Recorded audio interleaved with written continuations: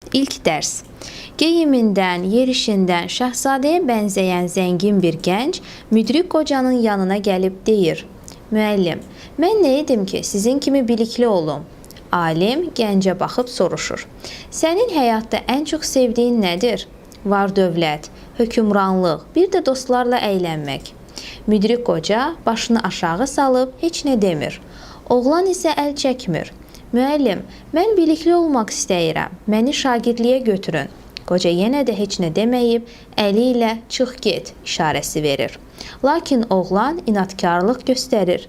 "Nə qədər desəniz pul verərəm. Mənə bilik verin. Söz verirəm ki, bütün dediklərinizə əməl edəcəyəm. Çalışqan olacağam."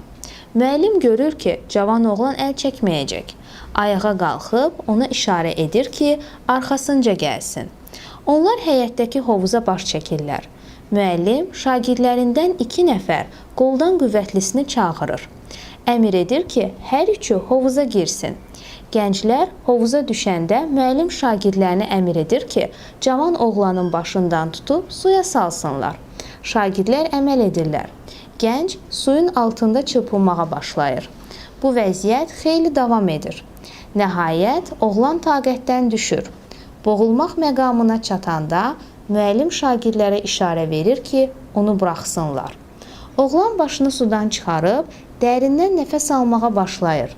Qoca soruşur: "Suyun altında niyə çırpınırdın? Nə istəyirdin?" Hava istəyirdim," deyə oğlan təngnəfəs cavab verir. "Bəs var-dövlət, hökmranlıq?" "Yox, heç ağlıma da gəlmirdi." "Bəs dostlarla əylənmək?" "Yox, yalnız hava." Qoca gülümsünüb deyir: "Yadında saxla, oğlum. Doğrudan da bilikli olmaq üçün sən biliyi də bax belə istəməlisən. Suyun altında havanı istədiyin kimi. Biliksiz heç nəyə nail ola bilməzsən."